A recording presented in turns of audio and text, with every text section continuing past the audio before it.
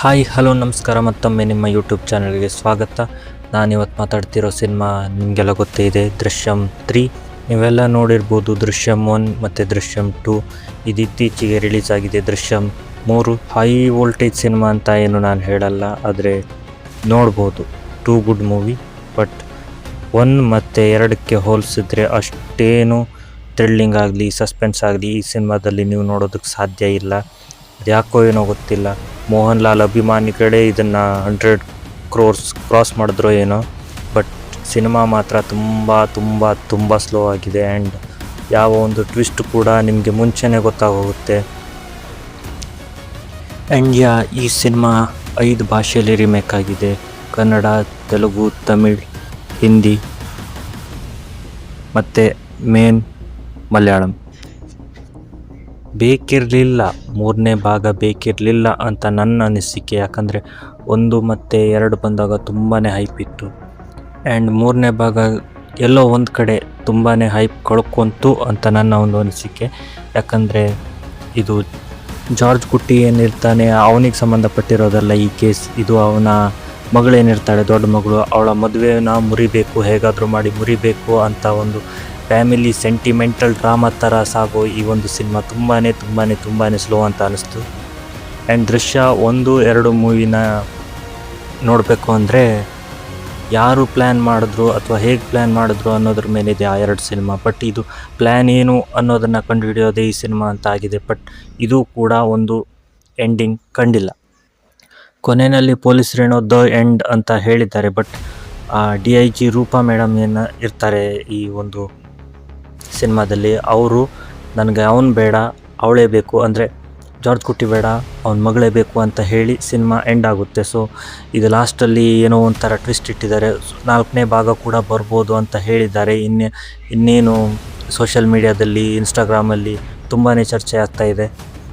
Over thrilling ಅಂತ ಅಂದ್ಕೊಂಡು ನೋಡಿರೋರು ತುಂಬ ಜನ. ಬಟ್ ಅವರಿಗೆಲ್ಲ ಎಲ್ಲೋ ಒಂದು ಕಡೆ ಡಿಸಪಾಯಿಂಟ್ ಆಗಿರ್ಬೋದು. ಆ್ಯಂಡ್ ಆ್ಯಕ್ಟಿಂಗ್, ಮೋಹನ್ ಲಾಲ್ ಅವರ ಆ್ಯಕ್ಟಿಂಗ್ ಬಗ್ಗೆ ಯಾರು ಕೂಡ ಮಾತಾಡೋ ಹಾಗೆ ಇಲ್ಲ. ಯಾಕಂದರೆ ದಿ ಬೆಸ್ಟ್ ಆ್ಯಕ್ಟರ್ ಅಂತ ಈ ಒಂದು ದೃಶ್ಯಂ 3 ಸಿನಿಮಾದಲ್ಲೂ ಕೂಡ ಅವರು ಪ್ರೂವ್ ಮಾಡ್ಕೊಂಡಿದ್ದಾರೆ. ಆ್ಯಂಡ್ ಇಲ್ಲೂ ಕೂಡ ಒಬ್ಬ ಬರ್ತಾನೆ, ಆ ಬಾಡಿ ಹೋಗ್ದಿಟ್ಟಿರೋ ಜಾಗ ಏನಿದೆ ಅದು ನನಗೆ ಗೊತ್ತು, ಒಂದು ಮನೆ ಕೆಳಗಡೆ ಇದೆ, ಅದನ್ನು ಅಗೀರಿ, ಆ ಶವನ ಹೊರಗೆ ತೆಗೀರಿ ಅಂತ ಹೇಳ್ತಾನೆ. ಬಟ್ ಇಲ್ಲಿ ಅವನೊಂಥರ ಸ್ಪೈ ಆಗಿ ಕೆಲಸ ಮಾಡ್ತಿರ್ತಾನೆ. ಆ ಸ್ಪೈನ ಕಳಿಸಿರೋದೇ ರೂಪಾ ಮೇಡಮ್ ಅವರ ಯಜಮಾನ್ರೇನಿರ್ತಾರೆ, ಅವರೇ ಇವನಿಗೆ ಸ್ಪೈ ಆಗಿ ಕೆಲಸ ಮಾಡುವಂಥ ಒಂದು ಕೆಲಸ ಕೊಟ್ಟಿರ್ತಾರೆ.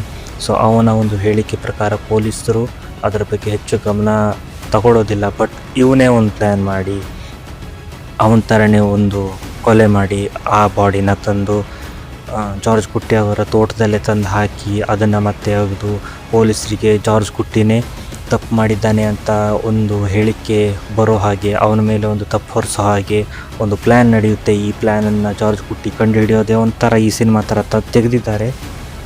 But over all 2 good movie ಅಂತಲೇ ಹೇಳ್ಬೋದು. ಯಾಕಂದರೆ ಅವರ ಒಂದು ಆ್ಯಕ್ಟಿಂಗ್ ಏನಿದೆ, ಆ ಒಂದು ಸ್ಪೈ ಕೆಲಸ ಏನಿದೆ, ಆ್ಯಂಡ್ ಎಲ್ಲೋ ಒಂದು ಕಡೆ ಸಣ್ಣ ಥ್ರಿಲ್ಲಿಂಗ್ ಮೂಮೆಂಟ್ಗಳೇನಿದೆ ಅದೆಲ್ಲ ಜನರಿಗೆ ಇಷ್ಟ ಆಗ್ಬೋದು. ಆ್ಯಂಡ್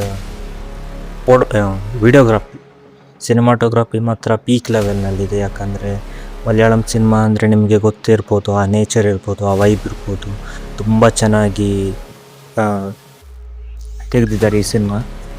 ಆ್ಯಂಡ್ ಇನ್ನೊಂದು ವಿಷಯ ಏನಂದರೆ ಈ ಸಿನಿಮಾದ ಡೈರೆಕ್ಟ್ರ್ ಏನಿದ್ದಾರೆ ಅವರ ಒಂದು ರಿಯಲ್ ಕತೆ ಅಂತ ತುಂಬ ಟಾಕ್ಗಳು ನಡೀತಾ ಇದೆ. ಅವರ ಒಂದು ರಿಯಲ್ ಸ್ಟೋರಿನೇ ಸಿನಿಮಾ ಮಾಡಿದ್ದಾರೆ ಅಂತ. ಬಟ್ ನನಗೆ ಯಾಕೋ ಅದು ಅಲ್ಲ ಅನಿಸ್ತಾ ಇದೆ. ಯಾಕಂದರೆ ಅಷ್ಟು ದೊಡ್ಡ ಕೇಸ್ ಆಗಿದ್ದರೆ ಅವರಿಗೆ ಡೈರೆಕ್ಷನ್ ಮಾಡೋದಿರಲಿ, ಮನೇಲಿ ಸುಮ್ಮನೆ ಕೂತ್ಕೊಳ್ಳೋದಕ್ಕೂ ಟೈಮ್ ಇರ್ತಾ ಇರಲಿಲ್ಲ. ಸೊ ಹಾಗಾಗಿ ಬಟ್ ಎಲ್ಲೋ ಒಂದು ಕಡೆ ಆ ಫ್ಯಾಮಿಲಿ ನೋಡಿದ್ರೆ ಸಿಮಿಲರ್ ಈ ಡೈರೆಕ್ಟರ್ ಫ್ಯಾಮಿಲಿಗೆ ಹೋಲಿಕೆ ಆಗ್ತಾಯಿದೆ. ಅವರಿಗೂ ಕೂಡ 2 ಹೆಣ್ಮಕ್ಳು, ಸೊ ಒಂದು ಸುಂದರ ಕುಟುಂಬ. ಆ ಫೋಟೋನ ಇಲ್ಲಿ ನೀವು ನೋಡ್ಬೋದು. ಸೊ ಎಲ್ಲೋ ಒಂದು ಕಡೆ ನನ್ನ ಪ್ರಕಾರ ದೃಶ್ಯಂ 3ದಲ್ಲಿ ಡೈರೆಕ್ಟರ್ ಎಡವಿದ್ರು ಅಂತ ನನ್ನ ಅನಿಸಿಕೆ. ಸೊ ನಿಮಗೇನು ಅನಿಸುತ್ತೆ? ನೀವು ಸಿನಿಮಾ ನೋಡಿದರೆ ಕಮೆಂಟ್ ಮಾಡಿ. ಸೊ ನನ್ನ ಮಾತಿಂದ ಏನಾದರೂ ತಪ್ಪಾಗಿದ್ದರೆ ಕ್ಷಮಿಸಿ. ಇಲ್ಲಿ ನಾನು ಮೋಹನ್ ಲಾಲ್ ಅವ್ರ ಬಗ್ಗೆ ಆಗಲಿ ಅಥವಾ ಮಲಯಾಳಂ ಇಂಡಸ್ಟ್ರಿ ಬಗ್ಗೆ ಆಗಲಿ ಕೆಟ್ಟದಾಗಿ ಮಾತಾಡ್ತಿಲ್ಲ. ನನ್ನ ಒಂದು ಅನಿಸಿಕೆನ ನಾನು ಹೇಳಿದೆ ದೃಶ್ಯಂ 3ನ ನೋಡ್ಕೊಂಡು ಬಂದು. ಆ್ಯಂಡ್ ಫಸ್ಟ್ ಟೈಮ್ ಯಾರು ದೃಶ್ಯಂ 3 ಸಿನಿಮಾನ ಮಲಯಾಳಂದಲ್ಲಿ ನೋಡ್ತಾ ಇದ್ದೀರೋ ಅವರಿಗೆ ಸ್ವಲ್ಪ ಕನ್ಫ್ಯೂಸ್ ಆಗ್ಬೋದು. ಯಾಕಂದರೆ ಅಲ್ಲಿ ಕ್ಯಾರೆಕ್ಟರ್ ಚೇಂಜ್, ಅಂದರೆ ಕನ್ನಡದಲ್ಲಿ ರವಿ ಸರ್ ಏನು ಮಾಡಿದ್ದಾರೆ ಆ ಒಂದು ಕ್ಯಾರೆಕ್ಟರ್ ಚೇಂಜ್ ಆಗ್ಬೋದು. ಆ್ಯಂಡ್ ಇಲ್ಲಿ ಟೋಟಲಿ ಹೆಸರು ಕೂಡ ಚೇಂಜ್ ಆಗುತ್ತೆ. ಯಾಕಂದರೆ ಜಾರ್ಜ್ ಗುಟ್ಟಿ ಅಂತ ಇಲ್ಲಿ ಕಥಾನಾಯಕನ ಹೆಸರು, ಬಟ್ ಅಲ್ಲಿ ರಾಜೇಂದ್ರ ಪೊನ್ನಪ್ಪ ಅಂತ. ಅದು ನಿಮಗೆಲ್ಲೋ ಇವನ್ಯಾರು ಅವನ್ಯಾರು ಇವಳ್ಯಾರು ಅವಳ್ಯಾರು ಅಂತ ತುಂಬ ಕನ್ಫ್ಯೂಸ್ ಆಗ್ಬೋದು. ಸೊ ದಯವಿಟ್ಟು ನೋಡುವಾಗ ಸರಿಯಾಗಿ ನೋಡಿ. ಆ್ಯಂಡ್ ಅಲ್ಲಿ ಅಚ್ಯುತ್ ಕುಮಾರ್ ಪೊಲೀಸ್ ಇರ್ತಾರೆ, ಇಲ್ಲಿ ಬೇರೆ ಕ್ಯಾರೆಕ್ಟರ್ ಪೊಲೀಸ್ ರೋಲ್ನ ಲೀಡ್ ಮಾಡಿದ್ದಾರೆ. ಸೊ ಹಾಗಾಗಿ ನಿಮಗೆ ಈ ಸಿನಿಮಾ ನೋಡುವಾಗ ತುಂಬ ಕನ್ಫ್ಯೂಷನ್ಸ್ ಆಗ್ಬೋದು, ಬಟ್ ಅರ್ಥ ಮಾಡ್ಕೊಂಡು ನೋಡಿದ್ರೆ ಈ ಸಿನಿಮಾ ಇಟ್ಸ್ ಟೂ ಗುಡ್.